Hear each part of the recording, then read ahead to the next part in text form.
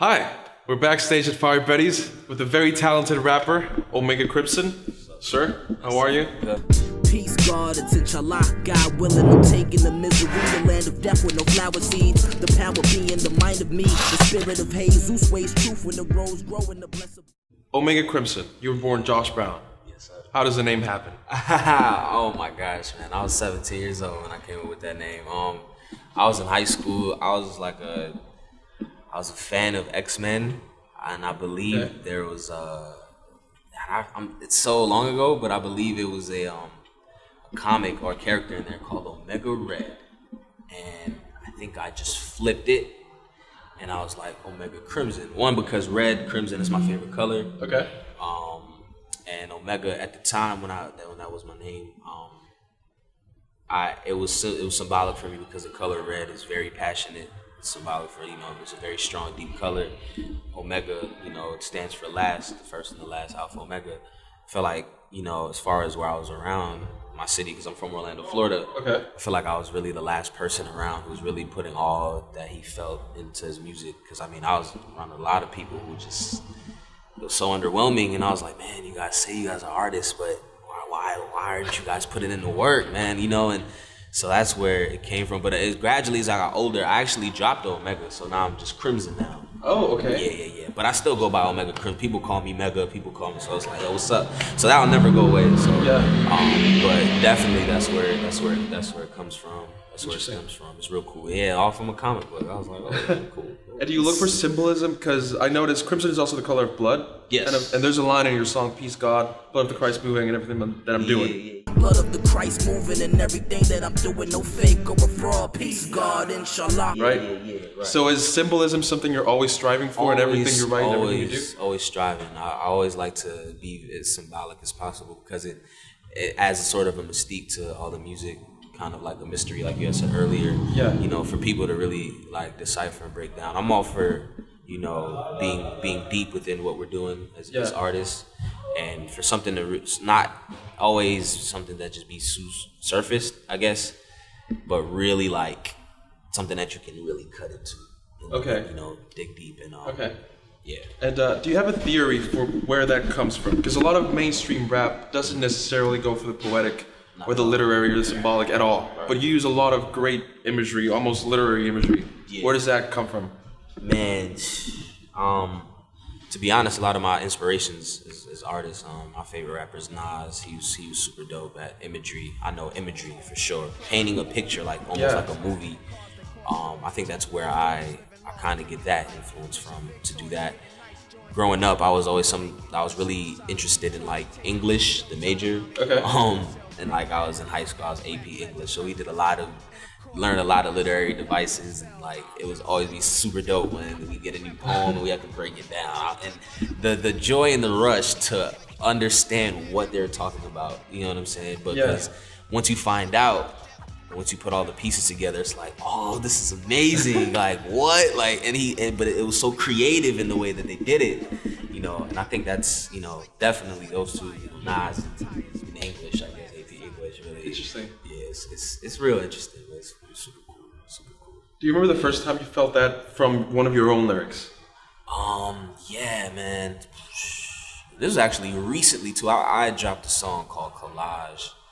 Kicking indoors, me the VIP of the source. Been a levitator with force, and a lane no lame can afford. It's amazing, amazing more can affiliate what in store. Pick a brain, a base, and upon your acidic ways, then evolve the synapses. It wasn't too deep, but it was deep enough where it was, wow, this is actually very powerful.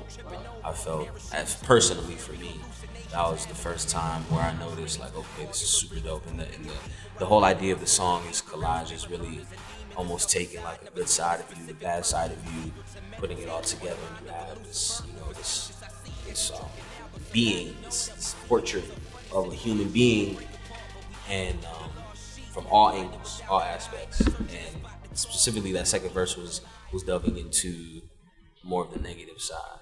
And, and just the way it all came out, the way I wrote it, was just amazing. It was like amazing. I felt real accomplished when I recorded it too, when I put it out. Yeah, so that was the first time personally for me. Interesting. Yeah. And you mentioned human beings being sort of a portrait collage.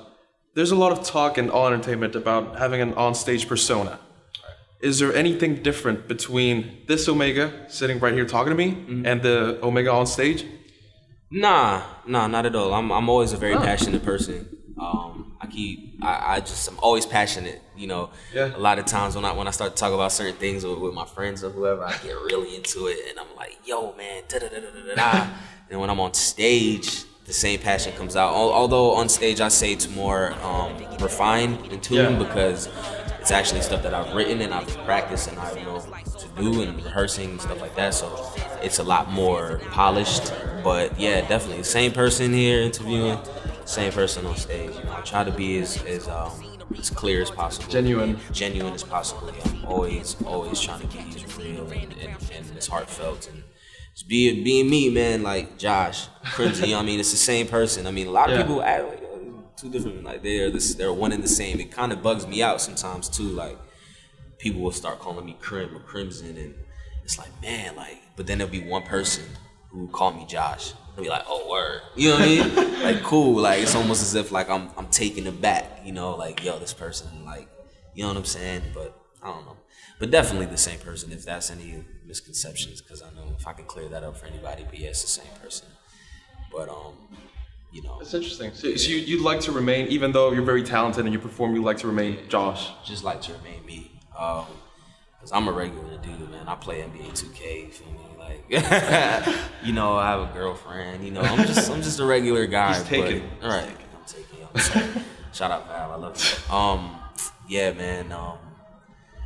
Just keep it as me as possible. Whatever I try to do, it's always gonna be me. Crimson is just, I guess different. It's a different side of me. It's a different, expression of me. Yeah. It's my artistic expression, but it's all still Josh. Because it's based off of experience that I've faced as a human, and I'm only one person. Yeah. So it's all the same. If that makes any sense. No, definitely. And in a music video like Peace God, it seems very genuine because you're basically with your friends and you're having a great time. Yeah, basically, man. Most of the video. Yeah, most of the video. Yeah. The whole, man, like that would be the thing. I always wanted to do a video with my homies, man. It's cool. And we hit up the Capitol that day. Or around that time too. Yeah. We did it. Yeah, man. It's having fun, man. Just being dope and having fun.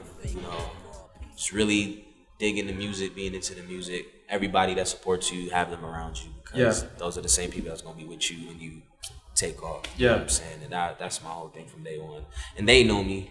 They know me more than I know myself at times. So those are my bros and yeah, man. Always support. You know what I'm saying? Just try to be as Josh as possible. I'm curious about one aspect of that song. There's a lot of religious, faithful imagery in that song. Yes. But it's not the usual imagery, which is usually only Christian. Right. It's an intertwinement, basically, of a lot of different faiths. So what role does faith play in you as an artist? Oh, my gosh. Oh, man. Religion is probably the biggest one. Oh. Because me as a person, I grew up, and the way I grew up, and even on that album, I explained that in the song. Yo, blessed all praises, hallelujah. Within the frame of my spirit, the light will shine through ya. Elements of Elisha, ascension through brightest lighter. Connect the soul to the inner God, find the Messiah. It's a play on words, God and mind put together because it's almost as like me searching, trying to understand mentally or logically what God is based on my upbringing between my mother and my father. My mother was strictly Christian. My father was a Hebrew Israelite. Wow. So now it's so when you try to play those between those lines, we couldn't really do a lot of certain things around my father because but we couldn't, my mom, it's an interesting way to grow up as a child. And not even only them, a lot of the people I've been around here, a lot of different spiritualities. My mentor, Honors English, shout out Honors English. He's deeply into, I guess I want to say Buddhist kind of practices and stuff like that. Very, very Eastern meditation energies. Dealing with that chakras and so through all of that, I'm within that song. It's like I'm trying to understand what God is. Logically, if it even is logic or if it's just based on spirituality, how you feel. But it's just that I'm trying to find that understanding, I'm trying to find the common ground. Like maybe I'll never know. Yeah. But maybe I can get to a place where I can be content, and maybe it's something that we're never supposed to do. So, but yeah, that song right there really embodies the religious side of my music, right? The theme, yeah, very much. But in terms of your past, as you're sitting right now in the present, what's your favorite memory as Omega, as Crimson? It's Crimson. Yeah. Man, and this wasn't too far in the past either. It's probably around August 2015. We, Cap 6, we performed, opened up for Vince Staples. Okay. Back in August. And that was still, to this day, the biggest show we've done. I remember it was like a sea of people. It was at FSU on the lawn, and it was the last song, and I do this thing at the end of that song called a spirit bomb, kind of, you know what I'm saying? Dragon Ball Z, shout out, you know what I mean? But what I do is I tend to have everybody raise their hands, and once the beat drops, it's very grandiose, everybody just, follow along and bounce, right? Drop their hands with me as I'm waving, you know what I'm saying? Yeah. Like crowd participation. When I did that, now this was the first time I had done it, and so I went to test it out and see if this is gonna be, man. That's a bold thing to test out. Oh my gosh, everybody, it was crazy. When the beat dropped, all the hands were going. I was like, is this real life right now? Like, wow, like, this is cool, man. That has to be my favorite, probably so far, like my favorite memory, my favorite past moment that's nothing beats that. I mean, man, and then you just feel good because it's like, wow, people really love the music. You know what I'm saying? And what great way to find out than 500 people vibing, with your music, with what you're doing and what you're saying. That was the greatest. I'm pretty sure we're gonna have bigger moments, and definitely don't doubt that, but so far that has to be like my favorite one. Yeah. Sounds like an almost religious experience. Oh my being in front of 500 people. And like you leading them. Moses parting the Red Sea, Moses leading the Israelites to the Promised Land. Like, it was crazy. It was super cool. Man. It was one of like the greatest moments of my life. Probably the greatest moment. Wow.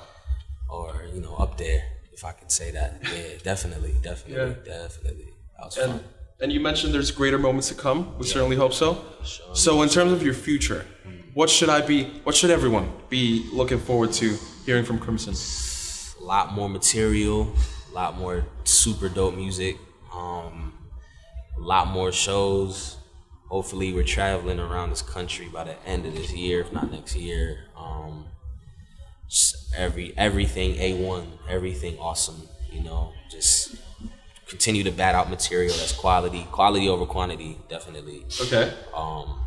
So as far as what the future holds, I'm just hoping we do more crazy shows, get into more different types of studios, work with a lot of different amazing people, and we just continue to grow and tread on this journey and be dope. Hopefully we don't lose the dopeness. Hopefully I don't lose the dopeness, you know what I'm saying? Yeah. So, yeah. That's great. Well, Crimson, Josh, thank you so much for your time. Thank you guys. Guys, man. Please check this man out. Josh Brown, he's great. My name is Manny Valerino with the Lombardian. Thank you so much for watching. Thank you.